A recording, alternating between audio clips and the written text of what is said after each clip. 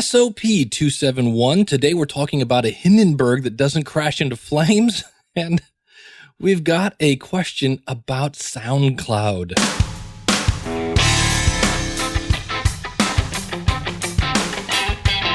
It's the School of Podcasting's morning announcements. Here's Dave Jackson. Podcasting since 2005. I am your personal podcast coach, Dave Jackson, thanking you so much. Really, thanks a lot. I mean, really, for tuning in to listen to Little Old Me, where we talk about all things podcasting, from planning to producing to promoting to monetizing and all points in between. It's the School of Podcasting's morning announcements. Thanks so much for tuning in. Brought to you today by the Electro Voice RE320 microphone. We'll talk more about that in a second. Today, if you are a person, I'm going to say this right up front, little quick plug. If you're a person that is not podcasting, you have an idea, you might even have a microphone already, you're thinking about doing your podcasting, but you're saying, I don't know anything about creating a website, contact me, dave@schoolofpodcasting.com, because I might be able to make your website for free. There's no catch here. You got to pay for the hosting, which is like $8. So if you want a website for $8, contact me, dave@schoolofpodcasting.com. Another way to contact me is to use the podcast voicemail number. It's 888-563-3228, or you can leave a comment out at our blog. And of course, our website is schoolofpodcasting.com. And I got a question here. We'll start off with that from Chan. Chan says, "Hey, Dave, always love your show." Chan, thanks, buddy. While contemplating my future podcast career, quit contemplating and start it.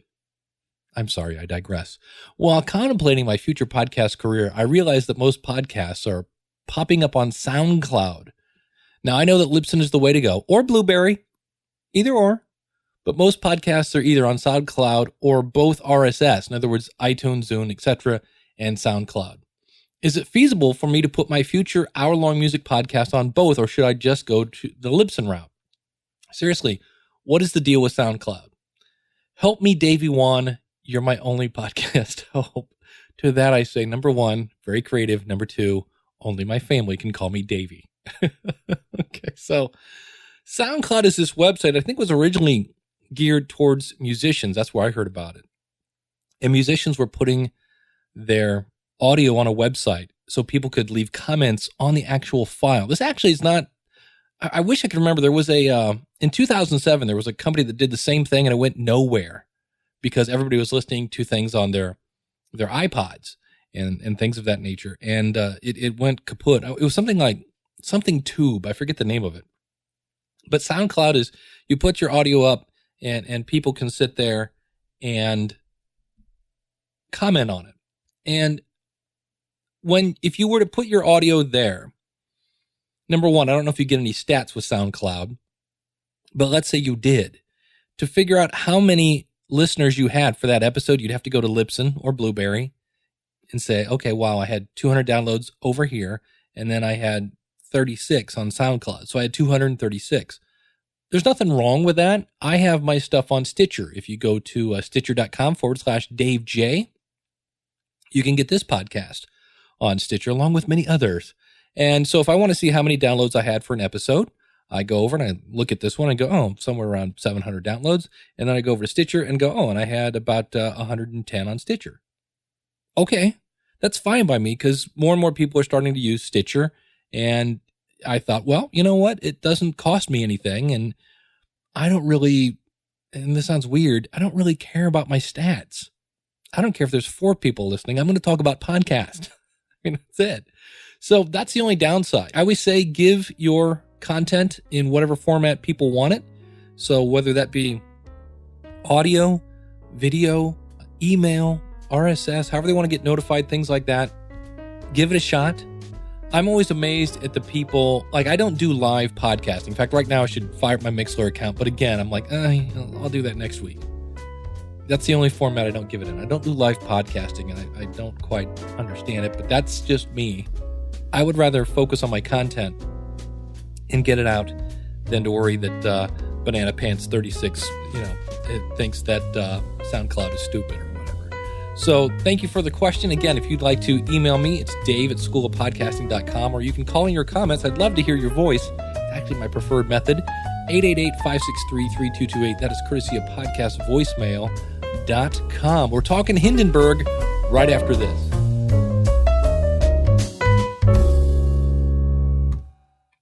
All right, I want to take just a little bit of your time to talk about the Electro-Voice RE320 microphone.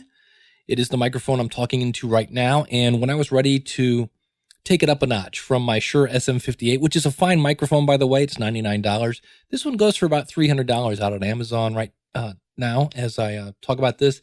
Number one, it's durable. Not that the 58 isn't, but it's got a little more clarity to it, and it's got this great pickup pattern. Although today I need to get my pop filter in place. That's not the mic's fault. That's my fault.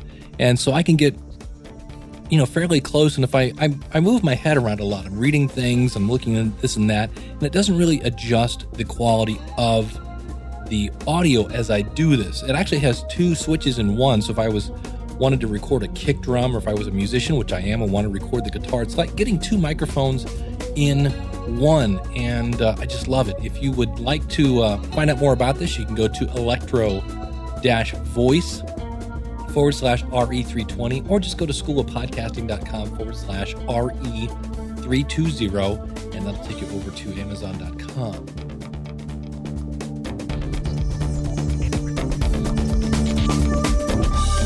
Hello, everybody. My name's Adam Curry. You might know me as the Crackpot, the Podfather, or just that other guy. Not really a douchebag. This is the morning announcements. Enjoy it in the morning. Oh, the humanity. Oh. Today I'm going to talk about a software package called it's from a company called Hindenburg Systems. Because apparently, I don't know, Black Death Plague was taken. But they have a really cool software program to make podcasts. It's actually designed for journalists, hence the name Hindenburg Systems Journalist. And here's some cool things about it. When it's geared towards radio people. And when you drag and drop a file into it, it automatically adjusts the audio for radio specs, which is about -9 if you're looking at a VU meter. And then based on where you're at, I guess there are different specifications for the UK and the US and things like that. But it's really, really cool. And it actually has some built-in effects. You have a built-in compressor. You have a built-in equalizer, which is very cool. So you don't have to do that. You can use VST plugins if you want to. It has a thing called a voice profiler, which basically kind of listens to your voice and then adjusts the EQ, so you'll always sound the same. So if you wake up and have that sexy morning voice, and then later, basically going to make you sound consistent. But here's some of the cool things about it. You can number one, it's both PC and Mac, and you can import waves and MP3s and AACs and things like that. You can also export waves and MP3s and AACs, but you can also export, if you're into this, which I'm not, but you might be, an enhanced podcast. This is those files that used to be, you could only make those if you had a Mac, but you can actually have chapters, and you can have images change in there, and you can actually put links. Now, the links obviously are only going to work if somebody's listening on their computer, not on their iPod, but I guess it would on an iPhone, which would be interesting. It goes for about $95, but if you're doing interviews, and speaking of that, my interview with Ray Ortega will be, I believe, next week. I was going to do it this week, and I'm still kind of editing it. Ray's a great guy. Find him over at the podcasterstudio.com. I'll put a link to that. But I did find out one thing about interviews, because I've done about 4 in the past couple weeks. Interviews take a lot of time to edit, especially if you talk like I do.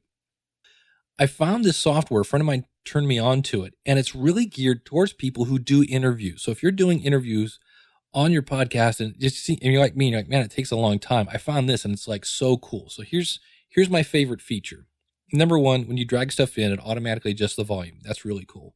Super easy to make fade in and fade out. So if you have intro music, things like that, very, very cool. But here's the thing that's just like, I go, oh, where have you been all my life? So let's say I highlight a section and I say, Well, number one, let's talk about ums, and then I'll talk about my favorite feature. Ums are caused by people not knowing what they're going to say, and people afraid to do that, which is take a second and get your thought together. So what they do is they do things like this. Well, and they're formulating their thought. And they go, well, it's kind of like, we know what that sounds like, right? And if you feel that way as the interviewer, just pause. See, it's weird to have nothing, isn't it? But just tell the interviewee that, hey, especially if you can't see each other, if you're doing it over Skype, hey, I may pause in between here and there. It's not a big deal. If you already answered the question, if I want you to give more information, I'll ask for it, things like that. But nonetheless, we end up with ums, we end up with people who cough into a microphone and clear their throat and things like that you want to take out. Or you have what is called an over answer, where somebody will go, hey, what's your favorite color? And I would say purple. And then if you don't ask another question, they'll go, and I also like black and green. That's what I call an over answer, because you didn't fire right back a question. They're thinking you want more information, so they give you more information. Well, you got the answer you wanted. Their favorite color is purple. So what this software allows you to do is, let's say somebody asked me, Dave, what's your favorite color? And I go, oh, I love the color purple. And I also love black and red. You can go in and highlight black and red, and you highlight it. You can right click on it and choose, okay, just play that phrase, and you would hear it over and over and over. And then you can also, especially if somebody goes, well, it's kind of like this is the way you're going to do this. Well, you have a double like there. You can go in and highlight one of the likes, and this is what's so cool. You can say, play this, rehearse this clip as if I had deleted that. Let me hear what it's going to sound like if I press delete. And it lets you hear that clip, and you're like, oh, wow, I selected it perfectly. This is especially great if people go, I'm not really sure. And it's hard to separate the and I'm not really sure. So this lets you rehearse that to hear when he says, I'm not really sure. Is it, I'm not really sure, or I'm not really sure? It's hard to explain. You got to see it. It's way cool. And you can. If you go to, now I'm not getting paid for this, by the way, HindenburgSystems.com. You can download a 30-day trial. And it is $95, a little more expensive than some of the other stuff I recommend. Then you can listen to your interview.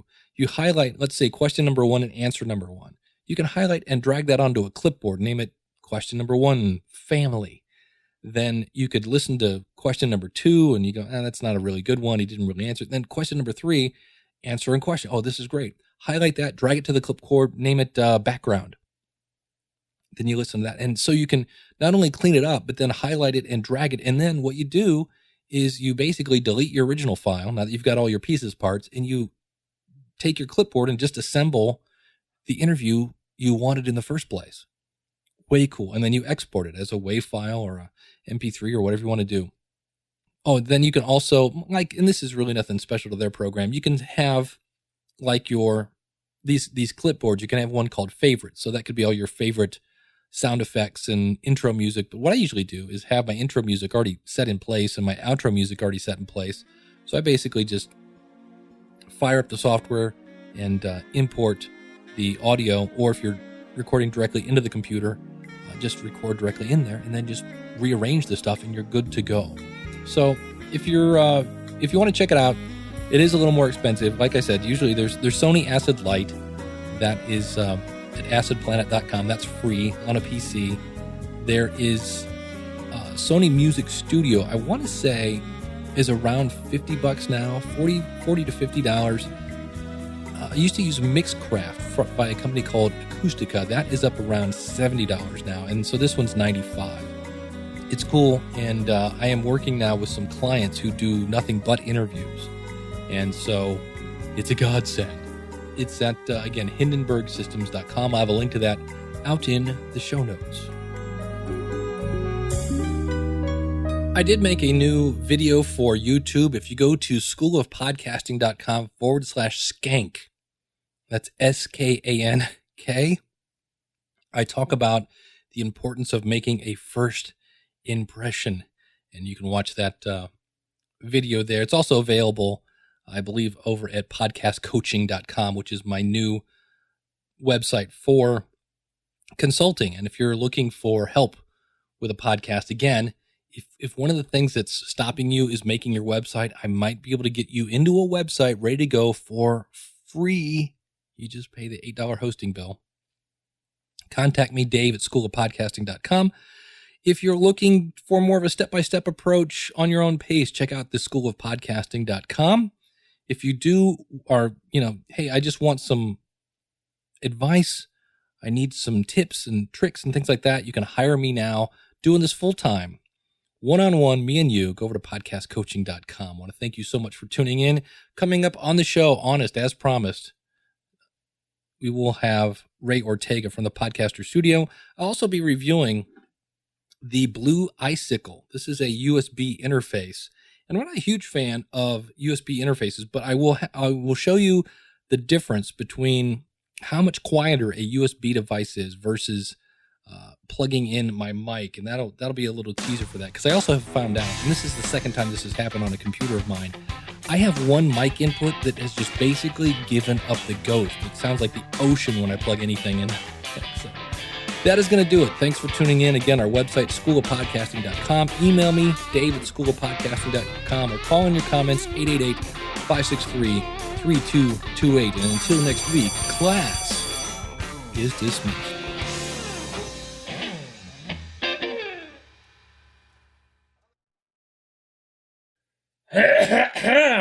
Jeez Louise.